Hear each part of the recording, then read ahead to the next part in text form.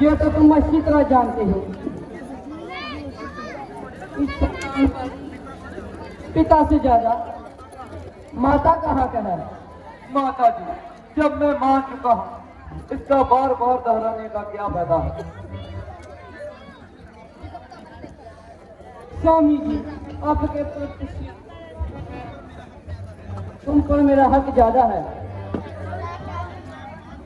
माता जी, दूसरी बार कह रहा हूँ, जब मैं मान चुका हूँ, इसका बार बार दोहराने का क्या फायदा है?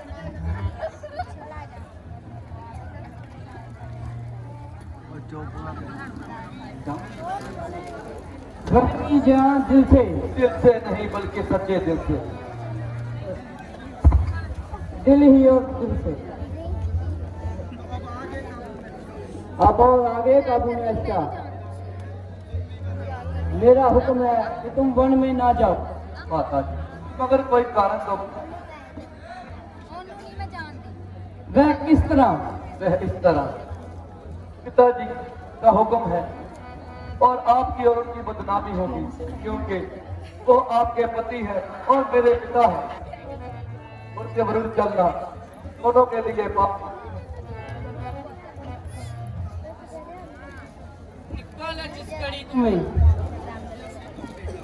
अयोध्या से कम बेटा निकल जाएगा, उस वक्त ही तेरी माता का दम निकल जाएगा। ना जाओ बर्बाद कर मुझको, तुझे मेरी कसम बेटा।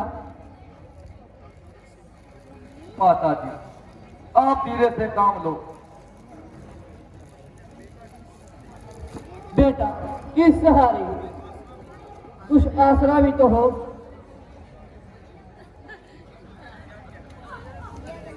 मगर उस पराई बेटी को क्या कहकर समझाएंगे? जरा सीता को भी इधर बुला लो। सीता, आ जाओ।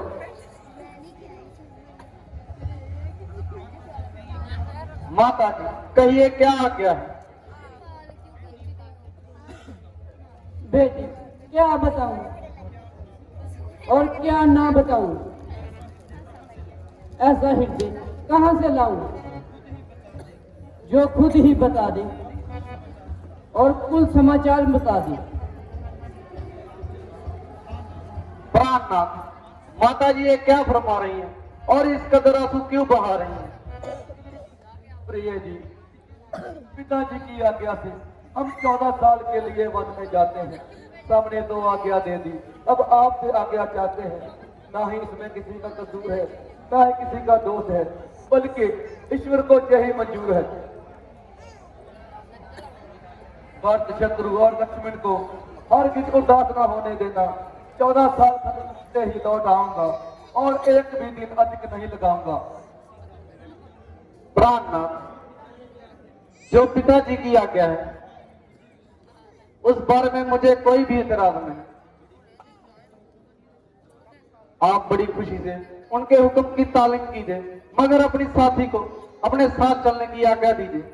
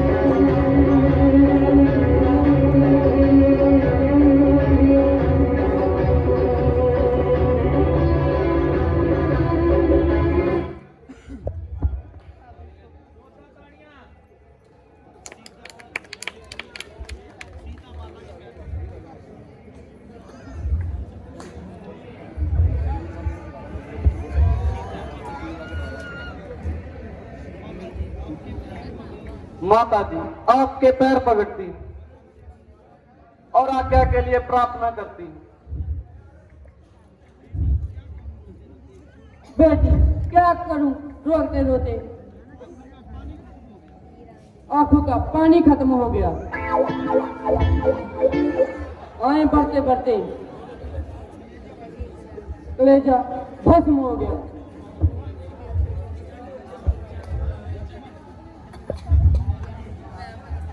अब तक खूबे जिगर पिया और अपने आप पर बहुत सब्र किया, लेकिन माता जी की इस अवस्था को देखकर मेरा सीना चाक हो गया और जलकर कलेजा खाक हो गया। और लक्ष्मण के होते हुए माता जी आप इतनी आजाद मुझे अपनी जिंदगी पर लाख लागत और दुश्वार है। उठिए माता जी, देखिए आपका लक्ष्मण आपके चरणों में निशान है। अगर नहीं उठती तो आपसे पहले मरने को तैयार है। मेरे प्यारे बहादुर भाई, जरा होश करो, इस नाटक का क्या अर्थ है? अजब अंधेर है क्या मेरे बेचारा भी जब हर एक प्रकार से इस राज्य के हकदार है तो फिर किसी दूसरे का क्या अधिकार है? रोने गिड़गिड़ाने से राजपाट नहीं मिल जाते। हाँ, किसी में दम है तो मेरे मुकाबले में आए, मेरे दो हाथ देखे और अपने दिखाए, ताकि राजपाट करने का खूब मजा भी है। वरना यहाँ किसी की बेईमानी और चिल्लाकी नहीं चलने दूंगा। जब तक दम में दम है इस बारे में किसी की चाल नहीं करने दूंगा।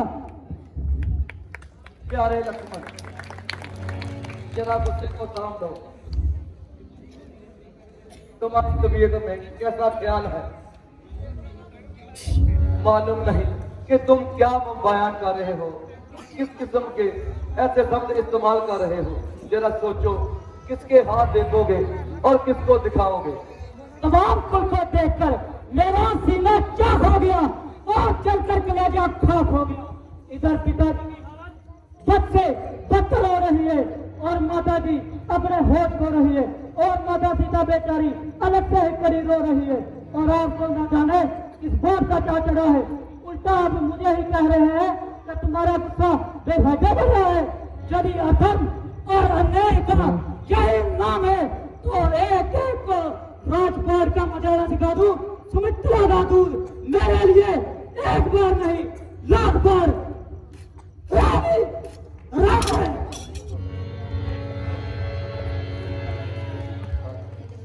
थल्ले हो गए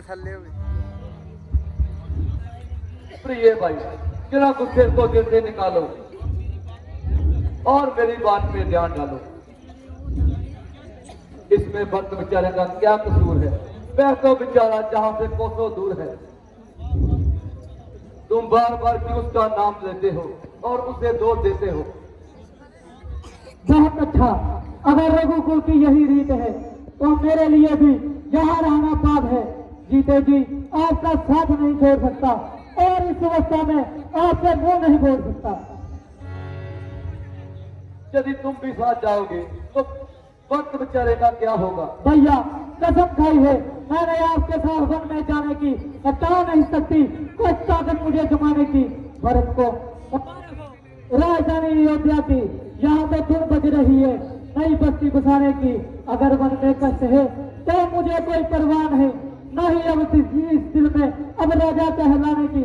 अगर वन में कष्ट है तो मुझे कोई परवाह नहीं, लेकिन प्रभु ताकत नहीं आपकी जुदाई का बोझ उठाने की। उठो मेरे बहादुर भाई।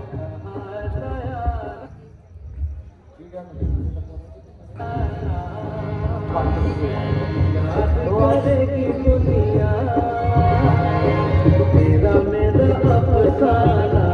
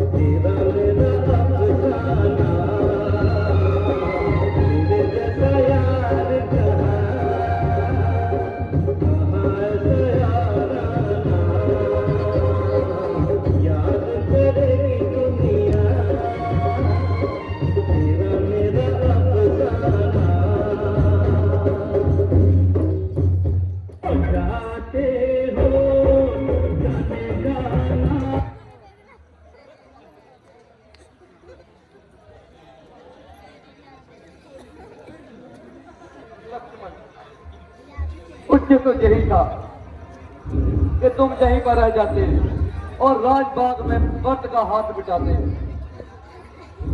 यदि चलने का इरादा है और देर करने का क्या फायदा है।